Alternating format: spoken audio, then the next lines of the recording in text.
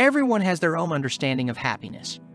For some, it's owning a home. For others, it's having a well-paying job, while for others, it's being healthy and having time for everything. Tanya had everything she could want, but she still couldn't consider herself a happy person. For Tanya, happiness meant motherhood. She and her husband Egor had been happily married for 9 years, and she was confident that they had a strong and healthy family. However, lately, they had been talking more and more often about having children. It was almost as if he was demanding it, and it was no surprise because Egor would be turning 40 next month. The owner of a big shipping company had plenty of money, but had no heirs. He longed for a son to take over his business.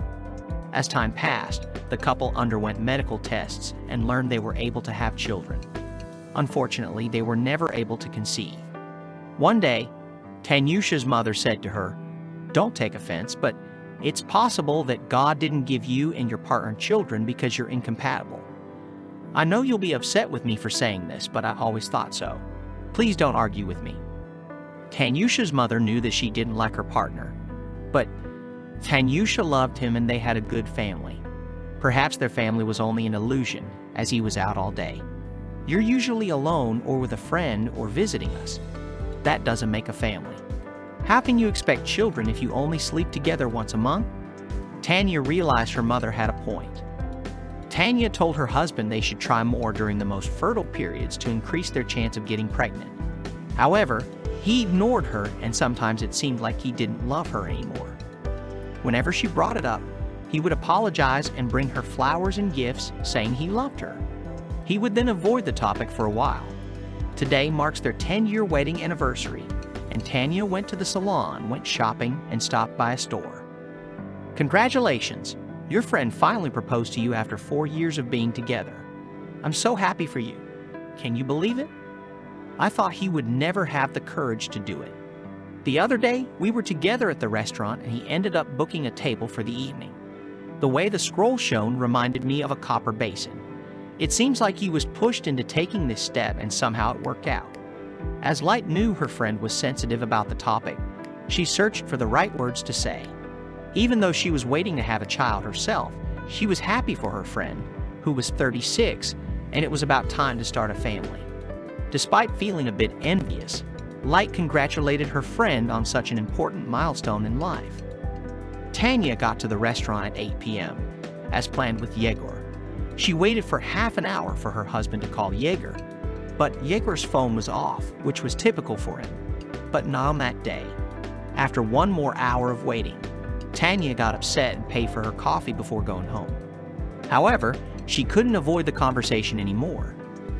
"I waited for you at the restaurant for an hour and a half, but you didn't even bother calling to say you couldn't make it. Today is our anniversary, and you were supposed to keep this evening free for me. I feel disrespected and unloved." Tanya didn't even let her husband take off his shoes before storming out the door, leaving me sincerely surprised. Yes, Egor gazed at his always calm and submissive wife, who suddenly decided to assert herself. "You know, we should have had this conversation a long time ago, but I didn't want to hurt your feelings. It seems like you've matured enough to handle it now, though, and I think you already know what I'm going to say. The fact is, I don't love you anymore and we should probably separate." Tanya definitely didn't expect to leave her wife on their wedding anniversary. That was too much for her to handle. But now her main concern is whether Egor has wanted to separate from her for a while. "That is, you wanted to leave me a long time ago. Why didn't you leave earlier? I was waiting for you and felt sorry for you. I thought that your sensitive nature would not be able to handle such a situation, but it seems I was wrong. You are very strong, even though you have another woman. I am leaving you because my woman is pregnant and I need to start a new life with her. Unlike you, she is not spoiled, but perfect for me. Thanks for inspiring me to make this choice." Tanya was shocked, but she suspected that I had another woman. Some friends told me that cheating is normal for men, so I did not listen to her concerns. In the end, I realized that I had been sleeping with Svetka for 4 years. Egor turned around and smiled wickedly. We had even more secrets. But decent Tatiana cannot imagine such actions. It is convenient when one has a loyal and trustworthy wife, as you can easily cheat without fear of being caught. Tatiana holds herself to a high standard and hence believes that others will behave in a similarly faithful manner. He went upstairs to grab his belongings. She recalled how frequently Spekta had stayed over their home and vacationed with them. I sat on the couch, unsure what to do. I had nobody to talk to, except for my friend who had taken my husband. My mother wouldn't offer support, but would only rejoice that the scoundrel had finally left. She had always been right when she said I was different. Lost in thought, I dozed off. In the morning, I decided to call my ex-girlfriend Light and see what she had to say. Tanya messaged Light about their call but received this response. "We don't need to talk anymore. I got everything I needed from you." Everyone arranges their life as they can. I didn't understand how she could be friends with that man on her phone screen, but there's nothing to be done. One must get accustomed to living differently without a spouse or dependable friend to avoid becoming bitter and thought and lonely. I didn't go shopping, you should go instead. Tanya decided firmly to take a vacation and go somewhere to rest. She called her boss, who was a friend of hers and already knew what had happened. He apologized for a long time before saying, "Tanyusha, you understand that I can't let you leave the firm. You are a good employee." But his friend and he requested I terminate your employment. "I'm sorry, it was very unseemly of my husband." "Okay, you found a different job, but why take away my means of living?" "Hi, this is Tanya Karova. Do you need anyone?" "Hi, Tanya, you came at the right moment. I really need you." Then, you didn't even call your classmate who works for our competitor. "Who are you job hunting for?" "Yes, okay, I also lost my job." Ivansova didn't want to talk about what happened in the past day, so she said she wanted to switch jobs and would give further information later. She was in a rush to make it on time for the interview and didn't see the car leaving the parking lot. The honking and braking snapped Tanya out of her daze. The man, convinced that there was more damage than just a scratch on the fender, pounded on her window. She was unsure if she should exit the vehicle or remain immobilized, having never experienced this predicament before. Never before had she been in such a situation. For the second day in a row, misfortune seemed to follow. As she stepped out of the car, a man stared at her sternly and loudly asked if she knew how to drive or if she was issued a license along with the car. "No one gave me anything," Tanya replied, offended. "It's my car.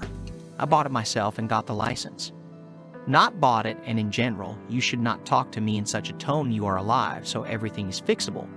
That is, I should thank you too." I did not dare and looked at the victim. A young man not older than 40 looks quite respectable. 40 looks good. "Why are you being mean?" Tanya thought. "Of course, I just wanted to tell you that I'll pay for the repairs, so don't worry. Nothing terrible happened. Also, excuse me," but the driver looked Tanya up and down and slowed down a bit. "Okay, you can excuse me too. I didn't notice you earlier because I was distracted. So, I guess we're both having a run of bad luck." "Let's do it," said Tanya, but then remembered she was running late. "I'm sorry, but for the second day in a row, I'm feeling nervous and troubled. Would you like to have coffee together sometime?" "Oh no, I can't today. But I'm really just feeling unlucky lately. I don't even have anyone to have coffee with." "No, I'm sorry, I'm running late for a job interview. Maybe we can meet in the evening for coffee. Let's grab dinner together and share our struggles in life." After the stranger suggested the idea, they both laughed and agreed. "The restaurant we are in is called Sunny Beach." "My name is Tanya. It's nice to meet you, Pavel." "Till this evening, Tanya. I had a successful interview with the new boss. He found out about Tatiana and hired her as deputy head of the advertising department." The mood improved immediately, so Tanya thought it wasn't so bad. She stopped by her mom's and told her the latest news. Her mom couldn't believe that he left, but she wasn't upset. She worked at the same place for over 20 years and reacted painfully to changes in the workplace. After talking to her parents for a little while, Tanya went home. The house belonged to her as an inheritance from her grandmother. Tanya was in the dressing room, trying to choose an outfit for the evening. Suddenly, she had an idea. "If my husband doesn't need me and leaves me, why should I sit here crying? I won't." Tony decided firmly, and she chose her favorite evening dress from the rack. The dress fit her incredibly well, accentuating her shape and concealing small flaws. Most importantly, it matched perfectly with her hair and eyes. Tanya couldn't make any claims in this direction. Tanya took the cab to the restaurant where Pavel was waiting with a bouquet of flowers. She wasn't expecting the flowers and knew it wasn't a date. However, she smiled to herself upon remembering she was going to dinner.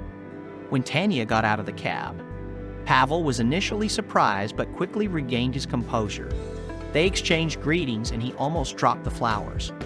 Pavel's companion was stunning and the evening was enjoyable.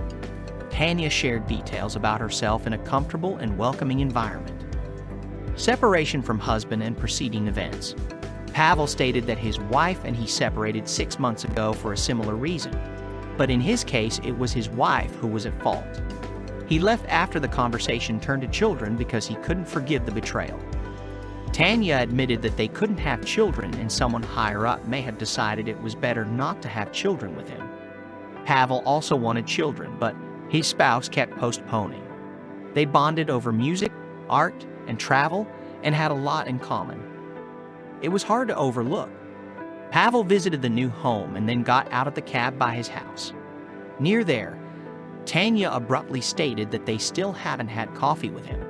Maybe you can come in for coffee. Pavel didn't refuse. He himself dreamed of staying with this beautiful woman. They stayed together until morning and started dating. Tanya, who was once sure of her love and happiness with Egor, suddenly realized that she didn't love her ex-husband. With Pavel, everything was different. It was easy and simple with him. She didn't have to follow any silly rules or traditions with him. She was able to be herself, and it brought her true happiness. After a month, Pavel moved in with Tanya. They began renovating their bedroom, and Pavel did it himself, declining the assistance of a repair crew. Tanya was delighted to lend a hand. Beloved, it was heartening to see that her partner was not only smart, but also handy. They were hanging wallpaper when suddenly he collapsed. She felt lightheaded and almost passed out. Tanyusha, what's wrong? Are you feeling unwell? Maybe your blood pressure dropped. Tanya was terrified. Let's go to the hospital. He helped her into the car and drove her to the clinic. The nurse directed Tanya to an unfamiliar room. He waited for nearly an hour. Then the doctor emerged and called out loudly, "Who was Tatiana Kirov's husband?" "That was me," the doctor. "Daddy, the migraine subsided. It's all good with your wife," said the doctor. "I'm not a daddy," Pavel interrupted. "It's temporary. In 8 months, you will be a daddy," the doctor explained. Pavel couldn't believe his ears. He was going to be a father. It was real happiness, double happiness. He called Tanya, Tanyusha.